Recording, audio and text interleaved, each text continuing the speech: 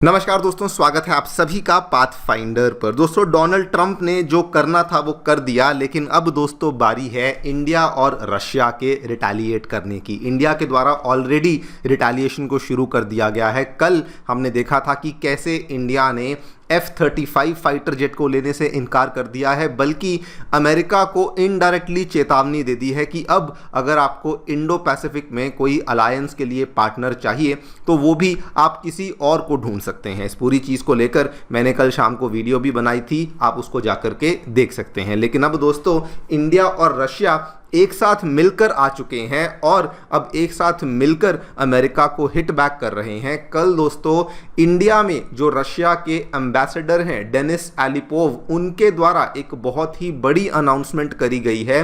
उन्होंने अपनी इस अनाउंसमेंट में कहा है कि अब हम लोग ऐसे कोई ना कोई रास्ते बनाने वाले हैं जिससे कि हम लोग अमेरिकी डॉलर को क्रश कर देंगे। हम लोग आपसी व्यापार में बिल्कुल भी अमेरिकी डॉलर का इस्तेमाल नहीं करने वाले हैं। आप लोग यहाँ पे देख सकते हैं खबर। दोस्तों, सबसे पहले रशिया की जो न्यूज़ एजेंसी स्पुतनिक, जो कि इंडिया में भी काम करती है, उसके द्वारा कवर किया गया है कि रशिया और इंडिया ने अपने आपसी फाइनेंशियल टाइज को स्ट्रेंथन किया है। और उसके बाद हमारी जो घरेलू न्यूज़ मीडिया है हिंदुस्तान टाइम्स, उसने भी इसको कवर किया है।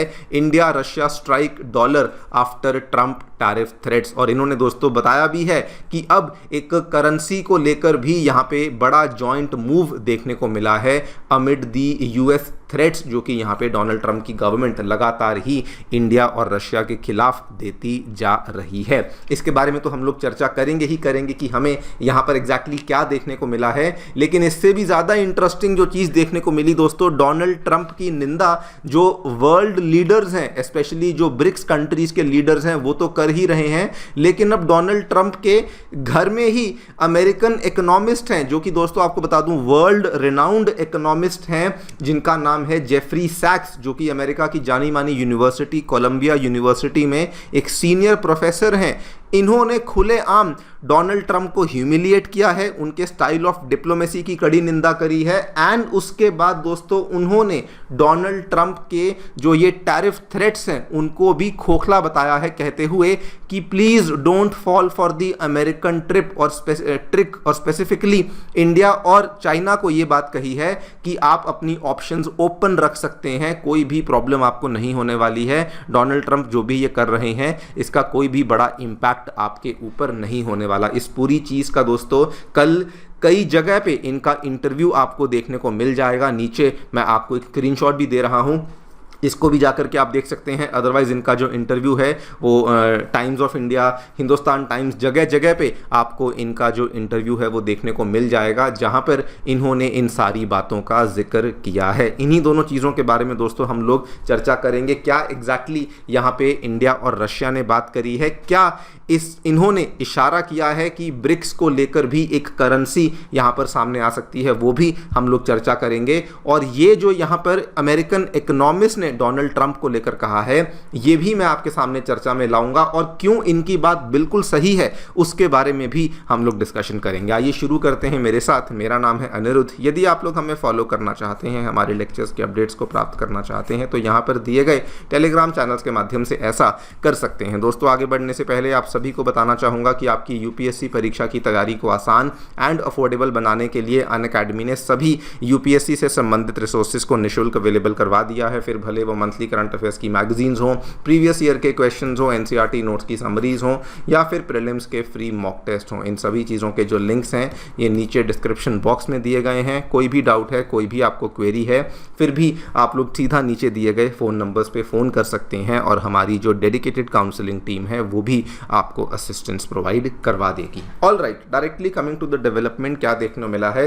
हम सभी जानते हैं दोस्तों कि डोनाल्ड ट्रंप ने रशिया को तो टारगेट करना ही था, लेकिन इंडिया को भी टारगेट किया है, बिकॉज इंडिया लगातार पिछले 3 वर्षों से रशिया से कच्चे तेल को खरीदता आया है। लेकिन दोस्तों इस पूरी चीज़ का जो जवाब है वो यहाँ पे अब इंडिया और रशिया मिलकर के दे रहे हैं। इंडिया ऑलरेडी रिटेलिएट करना शुरू कर चुका है। रशिया के जो एम्बेसडर हैं इंडिया में, मिस्टर डेनिस एलिपोव, इन्होंने अनाउंस किया है कि इंडिया रशिया की फाइनेंशियल कॉपरेशन में मेजर एडवांसेस देखने को मिल रहे हैं। इन्होंने बल्कि बताया कि केवल हम लोग ये नहीं कि यूएस डॉलर को हम लोग डंप करते हुए केवल हम लोग रूपी रूबल का जो मैकेनिज्म है उसको फॉलो कर रहे हैं। इन्होंने कहा वो तो हो ही रहा है, लेकिन इसके अलावा इन्होंने बताया कि पेमेंट सिस्टम्स का इंटीग्रेशन हो रहा है, बैंकिंग इंफ्रास्ट्रक्चर को भी इस तरीके से बनाया जा रहा है सो दैट जो क्रॉस बॉर्डर ट्रांजैक्शंस होती हैं वो सीमलेसली और बिना किसी प्रॉब्लम के आसानी से यहाँ पे हो सकें। इन्होंने इस चीज़ का आश्वासन दिया है कि ऐसा करने से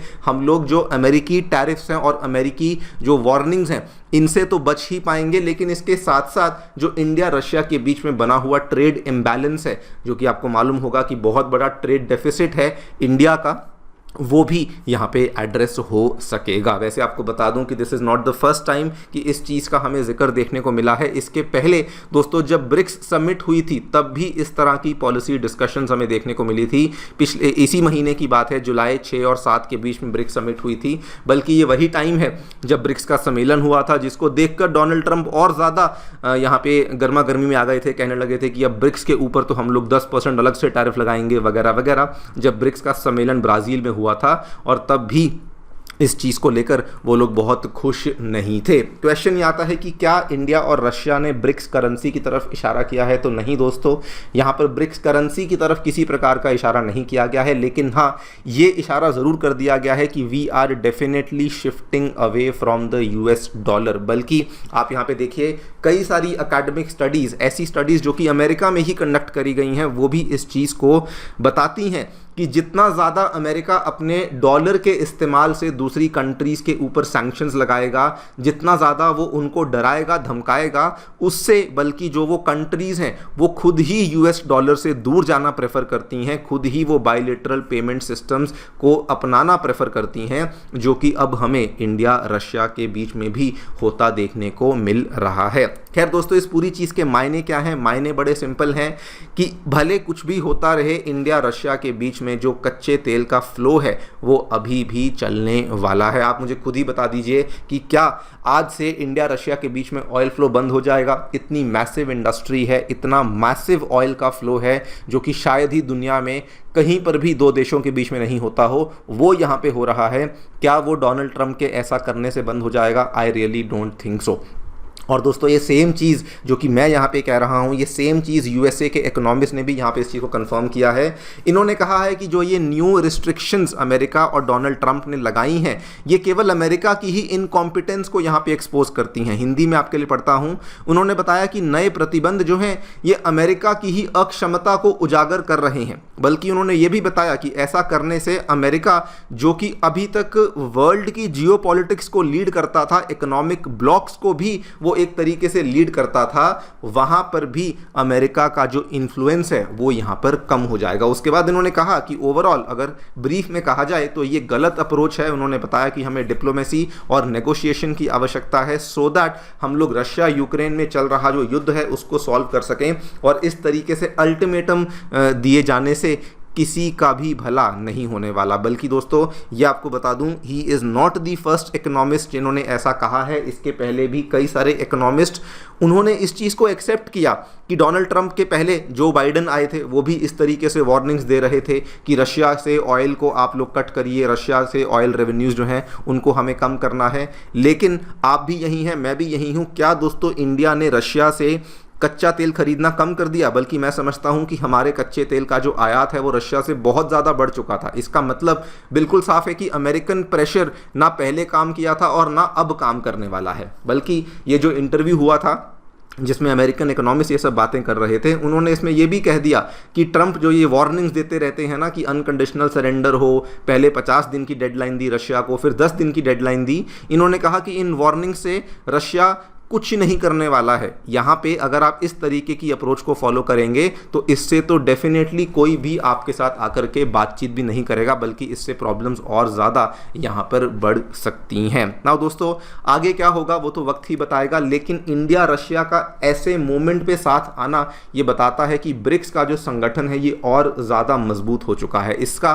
ये भी मतलब है कि इंडिया ने जो करके दिखाया है कि जो बड़ी इकोनॉमीज़ हैं, मतलब कि नॉट अमेरिका लेकिन उसके बाद की जो जो बड़ी इकोनॉमीज़ हैं वो यूएस डॉलर को बाईपास कर सकती हैं, यूएस के द्वारा लगाए गए जो रिस्ट्रिक्शंस हैं उनको बाईपास कर सकती हैं, और अगर वो चाहें तो मल्टीपोलर फाइनेंशियल सिस्टम्स को भी डेवलप कर सकती हैं और उनको अमेरिका के ऊपर डिपेंडेंट रहना ही नहीं पड़ेगा। वैसे आपको बता दूं, आप दोस्तों एक आध दिन में ब्राज़ील की तरफ से भी एक बहुत बड़ा मूव देख सकते हैं, बिकॉज अगर आप लोग फॉलो नहीं कर रहे, यूएसए ने दोस्तों इंडिया के ऊपर तो 25% टैरिफ लगाए हैं, लेकिन यूएसए ने ब्राज़ील के ऊपर एक साथ ही 50% टैरिफ को लगा दिया है।